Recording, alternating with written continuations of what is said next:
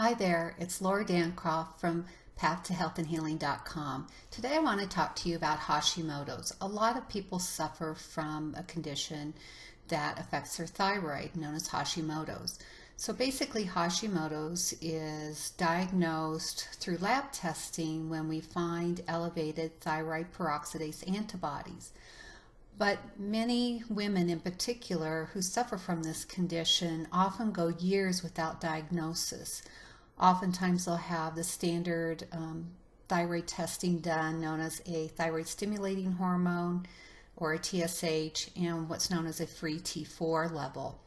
But very few women have their antibodies tested to know that they have Hashimoto's, or have a free T3 level done, which is the active part of the thyroid hormone.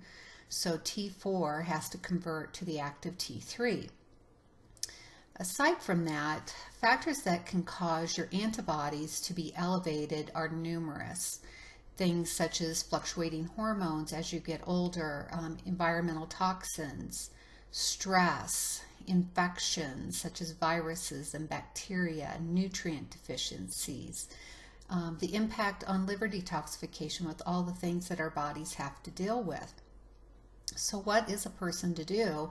First of all, request that your thyroid antibodies be tested when you go in and have a thyroid test done. Additionally, I recommend having a TSH, a free T3, a free T4, and a thyroglobulin level. Others, somewhat controversial at times, is whether or not a reverse T3 should be done. So a reverse T3 is the inactive form of the T3, so that is not active, which is the free T3. So a good rule of thumb is if you're not finding the answers that you want from your general practitioner or your endocrinologist, you might want to seek out the help of a functional medicine practitioner such as myself or others. We will take a broader look at everything that's going to be impacting those antibody levels and impacting your health.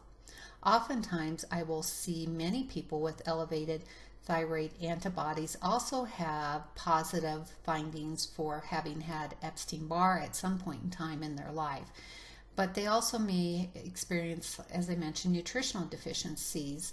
So starting with your gut health is often the first place to always start with everything, whether it's a hormone issue, a digestive issue, as many people that do have Hashimoto's may also have a problem with producing enough digestive enzymes, such as hydrochloric acid, that aid the digestive process, which helps you absorb the nutrients from your food and so forth. So it's a complicated issue with many layers to it, and it often will involve looking at your lifestyle, your stress, your nutrition levels, your digestive health, your hormone balance, and many of these other things I mentioned, such as looking for underlying infections.